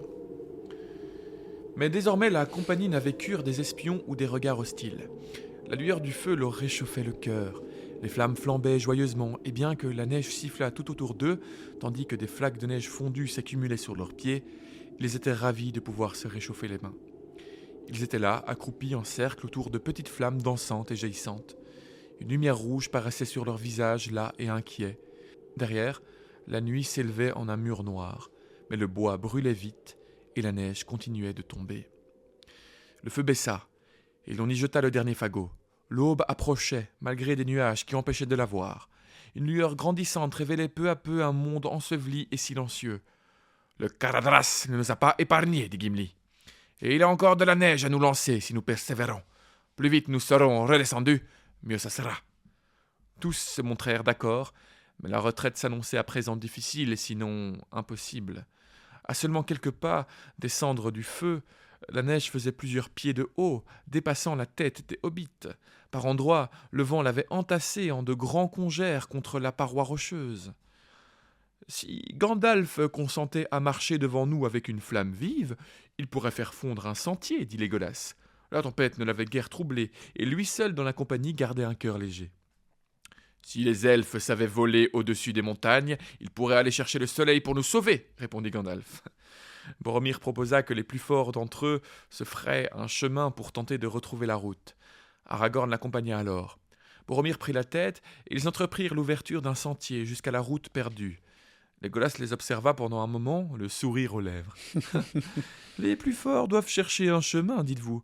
Moi, je dis que les laboureurs labourent, mais pour la nage, choisissez une loutre, et pour courir légèrement sur l'herbe et les feuilles, ou sur la neige, Prenez un elfe. » Ouais. Merci de spoiler mes phrases. T'es sympa, toi. Bon, voilà. Sur ce, il s'élança d'un pas lest.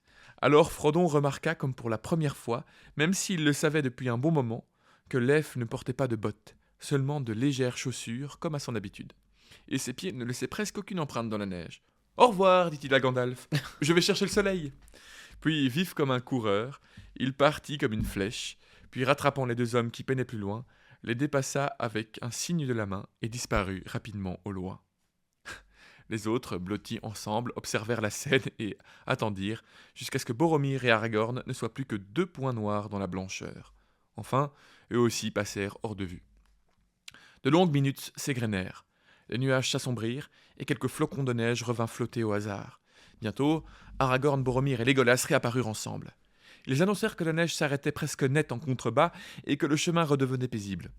Boromir proposa de porter les hobbits pour qui le chemin enneigé était impossible à traverser. Gimli, lui, enfourcha Bill le poney. Boromir et Aragorn firent un aller-retour pour porter tous les hobbits par-delà la neige. Quand Frodon posa enfin pied à terre, il entendit un puissant grondement et une retentissante chute de roches et de neige. Un énorme nuage de neige les enveloppa. « Assez, assez !» s'écria alors Gimli. « Nous partons aussi vite que nous le pouvons !» Et de fait, après ce dernier coup, on eût dit que la malveillance de la montagne s'était arrêtée, comme si le Caradras était certain que les envahisseurs étaient repoussés et ne reviendraient pas. La menace de neige fut levée, les nuages commencèrent à se rompre, et la lumière grandit peu à peu. Ils constatèrent, comme Légolas le leur avait dit, que la couche de neige devenait de plus en plus mince à mesure qu'ils descendaient, de sorte que même les hobbits pouvaient se débrouiller sur leurs jambes. Ils retrouvèrent bientôt la corniche plate, en haut du raidillon, là où ils avaient senti les premiers flocons la veille au soir.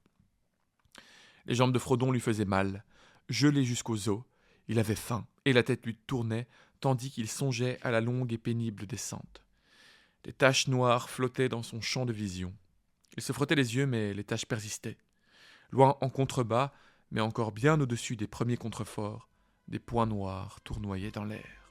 « Encore ces oiseaux !» dit Aragorn les montrant du doigt. « On ne peut plus rien y faire, dit Gandalf.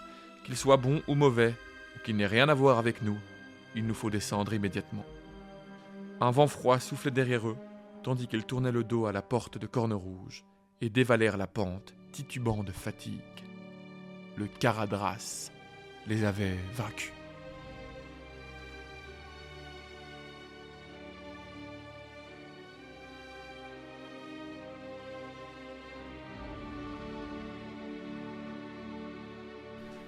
Eh ben, c'est déjà fini comme épisode. Ouais. C'était... Je pensais qu'il y aurait plus, qu'on raconterait encore plus l'avancée. Non. Mais en fait, c'est ça qu'il se passe déjà pas mal de choses avec cette montagne, avec les préparatifs. Puis c'est la première fois qu'ils échouent, en fait. Ouais. Ils Ouais, ont ils un doivent échec changer, clair. ouais, c'est vrai. C'est un épisode où ils échouent, en fait. Et j'aimerais vraiment avoir la réponse à cette possibilité que ce soit vraiment le Caradras qui soit une entité plutôt que ce soit. Bah, Ça a Vraiment, l'air d'être ça, Ouais, ça a l'air plutôt. d'être ça, puisque Tolkien Ouais. le personnifie en disant le Caradras les avait vaincus. C'est comme ça qu'il clôture le chapitre. Il y a vraiment, c'est vraiment. Parce on va revoir des allusions à ça dans le chapitre prochain, sur lequel j'avais déjà travaillé, donc je vais essayer de ressortir les phrases telles quelles, mais c'est vrai que je l'avais pas lu comme ça du coup. Enfin, je l'avais lu comme si c'était soit Saruman, soit Caradras, mais c'est vrai que ça change beaucoup. C'est très intéressant. Ouais. Parce qu'on a les oiseaux qui sont envoyés du Mordor ou de Hortank. Et il faut une autre menace, sinon ce serait un peu bizarre qu'une personne ou une entité Ouais, bah, c'est vrai que utilise j'ai autant de ressources pour les empêcher. Alors en fait, non, s'il y avait que les oiseaux, à la limite. Mais les oiseaux, en fait, c'est ça. Saruman ne s'est même pas dit, je pense, qu'il comptait passer par le col de Caradras, qui est déjà réputé assez dangereux. Parce que ça aussi, c'est une chose qui est importante, c'est que Sauron, pour protéger le Mordor et la montagne du destin, il n'a pas que ses troupes, il bénéficie aussi de plein de checkpoints, on va dire, d'endroits qui soit sont gardés par des créatures de son camp, soit par des créatures potentiellement neutres, mais dont la présence peut lui assurer une défense Ouais, c'est ça, supplémentaire. ouais, bloque le chemin. En tout Bloque cas. le chemin. Parfois, il s'est arrangé avec cette entité ou cette créature directement. Soit il la laisse vivre alors qu'il pourrait la dégager sans problème. Et on a clairement ça Et dans parfois- avec l'araignée, ça en l'occurrence. Il y a ça avec l'araignée, par exemple, avec Shelob. Il y a ça également avec le guetteur de l'eau devant la porte de la Moria. Ah ouais, ok, ouais. Cette espèce de Ouais, pieuvre tout à comme fait. ça qu'il y a dans l'eau, ça aussi. On Ça, y c'est arrive très ça, vite, c'est ça. aussi. Et puis, il y a des éléments naturels, des barrières naturelles, par exemple le Caradras. Oui, les voilà. montagnes autour du Mordor. C'est pour ça que les oiseaux veillent sur l'autre passage alternatif, parce que le Caradras, soit il ne te laisse pas passer, soit tu penses même pas y passer. Ouais, ouais, ouais. C'est Ouais, trop vrai. risqué. Bah, écoute, ouais. Quitte à se renseigner un peu sur ces fameuses Les frontières sur du ce Mordor. Caradras, ça Et d'autant m'intéresserait plus que maintenant, le passage par Isengard est pris par Saruman. Ouais, Donc clairement. on ne peut même plus passer par là. Donc c'est assez brillant. Mais moi, je voulais revenir par rapport à tout cet univers et aux commentaires aussi, parce que toi, tu as répondu à Emma Ouais. pendant l'épisode. En partie, en tout cas. En partie, oui. Je voulais revenir. On avait reçu un commentaire sur une de nos précédentes vidéos. C'était concernant l'épisode avec le Mont Venteux, lorsque Frodon se faisait poignarder par un des spectres de l'anneau. J'avais fait tout un point sur les Nazgûl. Et nous avons reçu un message de David qui nous disait que, d'après une de ses lectures, il avait vu qu'en fait, les spectres des Galgal, donc voilà, en fait, je théorisais et on a théorisé depuis sur les spectres des Galgal, car lorsqu'un être vivant se fait poignarder par une lame de Morgul, un fragment de la lame de Morgul reste à l'intérieur de son corps et suit le chemin jusqu'à son cœur. Lorsque ce fragment atteint le cœur, la personne, la victime de ce coup de poignard, se transforme en spectre de l'anneau. Et non en Nazgûl, je Et non en précise. Nazgûl, Parce qu'on a vu évidemment. un mème passer récemment Ah, qui Ah oui, oui. théorisait que pourquoi ne pas du coup transformer tout le monde en Nazgûl. Faire Non, une armée de oh, mais c'est spectre. bête, allez quoi. En spectre et non en Nazgûl. Ça, c'est vraiment de la mauvaise foi. Oui, mais c'est juste une incompréhension entre ce qu'est un Nazgûl Ouais. et un spectre. Mais du coup, oui, évidemment, ça aurait été facile de faire des milliers de Nazgûl. Bah oui. Mais Nazgûl Nazgûl ont ont été été transformés créés par par les les anneaux. anneaux. Et la en effet. corruption pas qui par en résulte.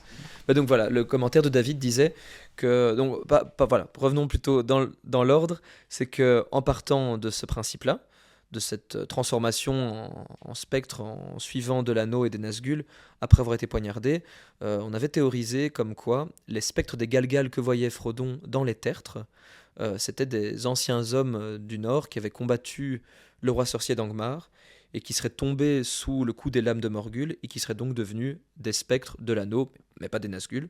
Et David, lui, nous dit que non, d'après ce qu'il a lu, en fait, les spectres que l'on retrouverait dans les Galgal, ce sont des spectres, des créatures, des entités maléfiques envoyées directement d'Angmar pour hanter ces tertres, saper le moral des hommes et les faire fuir aussi parce que les derniers hommes qui affrontaient Angmar avant de périr tenaient en fait cette place-là, ainsi que la forêt noire et la vieille forêt.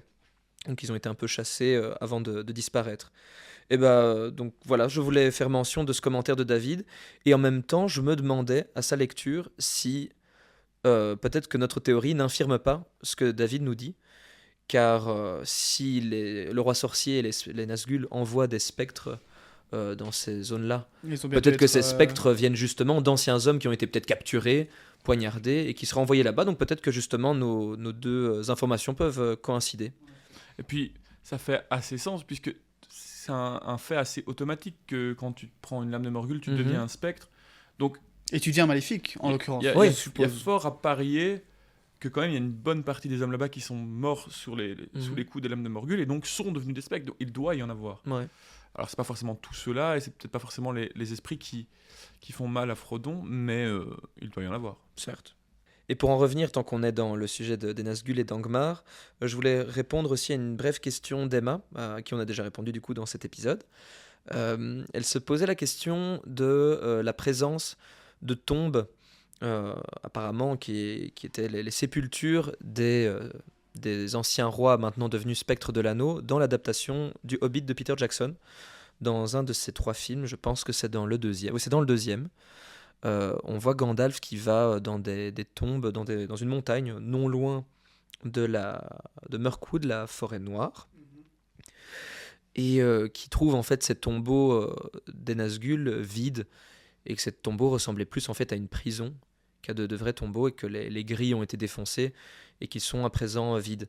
Elle se demandait si ces tombeaux étaient canons, s'ils apparaissaient également dans les livres, et s'il n'y avait pas là une autre explication pour expliquer le passé des Nazgûl, etc. Et en fait non, cette scène en fait est non canon. Elle a été inventée par Peter Jackson et son équipe pour les films, et elle n'existe pas du tout dans les écrits de Tolkien. Donc voilà, Emma, pour te répondre brièvement là-dessus. C'est vrai que c'est assez étrange pour Peter Jackson, qui est quand même assez... Enfin, évidemment, on a déjà parlé, il y a pas mal d'adaptations, pas mal d'éléments d'adaptation qui sont un peu inventés, etc. Mais pour avoir inventé quelque chose aussi gros par rapport à des Nazgûl, qui sont des personnages si importants. Parce que le roi sorcier d'Angmar, le roi sorcier en l'occurrence, a été là tout le deuxième âge et a mené de grandes batailles. Donc c'est un peu bizarre de lui inventer un cachot qu'on retrouve dans le troisième âge. C'est peut-être pour essayer de rendre 4000 concret ans aussi après, cette menace supplémentaire et qui appuie le retour de Sauron pour ceux qui n'auraient pas compris. Oui, bien Et sûr. puis pour essayer de faire 3 films aussi. Oui, c'est vrai qu'il devait meubler. À la base, il voulait en faire que 1. Enfin, il voulait même pas le faire, mais sinon c'était que 1. Puis en fait, c'était 2. Et puis à la fin, c'était 3 parce qu'il avait tellement pas le temps de les tourner. Okay, il faut des scènes, il faut des scènes. Mais c'est ça qu'il disait, c'est que je voulais faire que 2 films, mais je n'avais tellement pas le temps que j'ai dû me rajouter du travail pour avoir le temps et diluer en fait tous les tournages et tout. Sinon, j'aurais jamais réussi à respecter les délais. Ah, ça pourrait faire un épisode un jour, un petit dossier bonus. Pourquoi le Hobbit les adaptations n'est du pas Hobbit. très bon, mais qu'il faut quand même l'apprécier. Moi, j'aurais beaucoup de choses à en dire, oui, parce qu'il y a eu beaucoup de choses qui se sont mal passées. Et en même temps, Peter Jackson, je trouve, a quand même réussi à... Voilà, le produit final, j'aime pas trop parler de produit quand on parle d'une œuvre d'art, mais est malheureusement un petit peu raté, et en même temps il y a énormément d'éléments qui sont intéressants, beaucoup de trucs esthétiques. Toi tu n'aimes pas les nains par exemple, moi je trouve que c'est plutôt au niveau esthétique, l'imagerie, l'image, le 48 images secondes et tout, pour moi ne fonctionnait pas bien et tout, enfin soit, je vais pas faire l'épisode maintenant, mais voilà, c'est dommage, on est passé à côté, et en même temps c'est pas un échec comme on aurait pu voir d'autres adaptations, c'est foiré. Mais ça pourrait être le sujet d'un podcast. Tout à fait. En effet, pour plus tard, pas tout de suite.